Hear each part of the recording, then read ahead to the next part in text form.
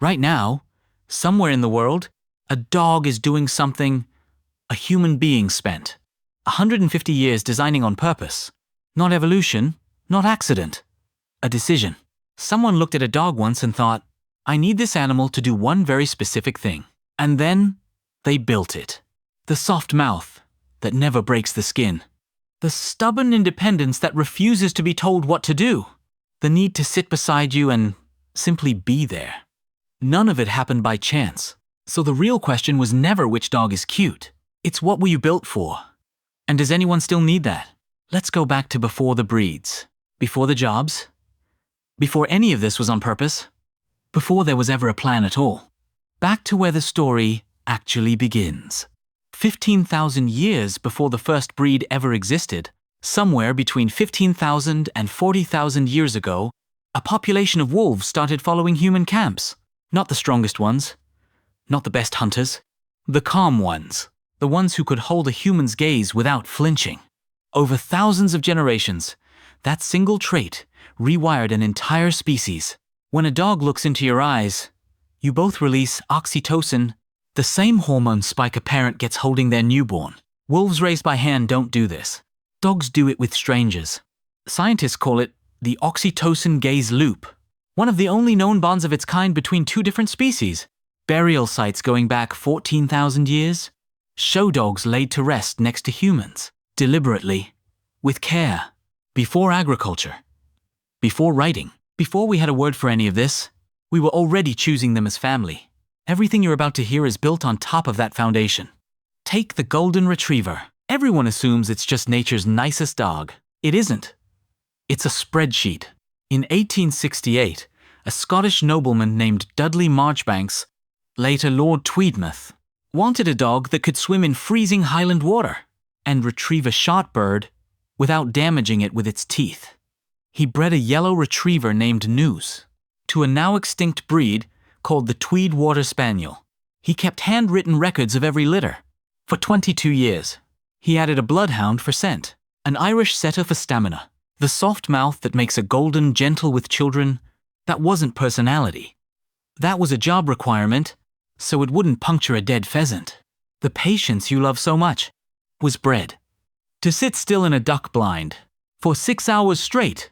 Kindness in this dog was engineered.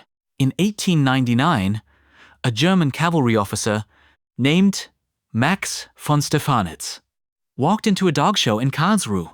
He saw a wolf-like dog that moved like nothing else there. He bought it on the spot, renamed it Horrend von Grafrath, declared it the first of an entirely new breed. His founding rule was blunt: utility and intelligence. He didn't care what the dog looked like. A beautiful dog with a weak temperament was worthless to him.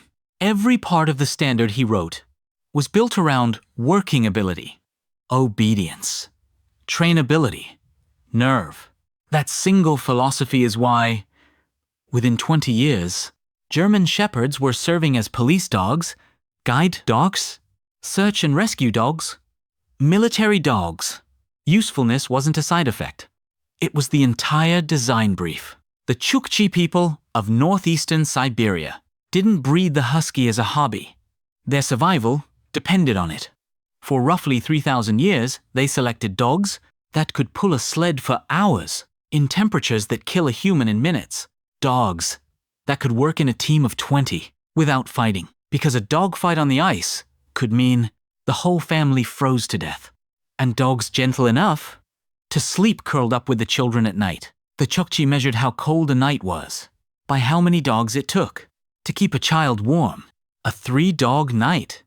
That's where the phrase comes from. The mischief, the independence, the warmth.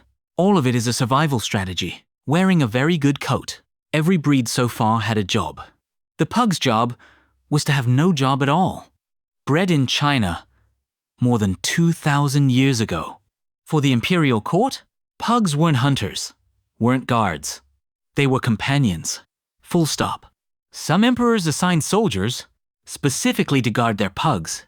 When Dutch traders brought them to Europe in the 1500s, European royalty, Queen Victoria, among them, fell for the exact same thing. Chinese emperors had bred for centuries earlier. A dog whose entire purpose is to sit next to you and be content. Here's a question. If you had to guess the most popular dog breed in America right now, what would you say? Labrador? Golden Retriever? You'd be 4 years out of date. Since 2022, the most registered breed in the United States has been the French Bulldog, ending the Labrador's 31-year reign at the top. And the story of how it got there is the strangest one on this list. In the 1850s, lace workers in Nottingham kept small toy bulldogs in their workshops, partly as lap warmers, partly because they were good ratters. Then the Industrial Revolution automated lace making. The workers lost their jobs and crossed the Channel to France, bringing their small dogs with them. In Paris, those little dogs became an accidental fashion statement. By the time wealthy Americans started importing them, an unemployed Lacetown ratter had become the single most popular dog in the country, most obsessed with big yards and big dogs. That might be the most accurate mirror of how a lot of us actually live now. If breeds are just old solutions to old problems, the real question is, which old problem still matches your life? If you want a dog that needs a job, or it invents a bad one itself. That's the German Shepherd talking. Not a low-effort dog, a coworker. If your life already feels like a duck blind, long stretches of calm, real bursts of activity, that's the Golden Retriever temperament, built for exactly that rhythm. If you want a dog that treats independence as a personality trait, happiest doing its own thing right beside you, that's the Husky lineage. And if your home is small, your schedule is busy, and what you actually want is a warm, funny presence in the room. Not a job, not a project, just company. That's the entire evolutionary resume of the pug and the French bulldog. It's not a coincidence. That's also the fastest growing lifestyle. In modern cities, every dog you've ever loved was, at some point, a solution to a problem a human had. Cold, danger, loneliness, boredom, grief. We didn't just domesticate an animal. We built specific tools for specific kinds of human need. And then, those tools learned to love us back. So maybe, the question worth sitting with isn't which breed is best. It's what need you're actually asking a dog to solve. And whether you've ever said that out loud, even to yourself. 15,000 years ago, it started at a fire with a wolf that simply didn't run. Today, it's a dog asleep on your sofa, built by lace workers or a Scottish lord or a cavalry officer who wanted nothing but usefulness.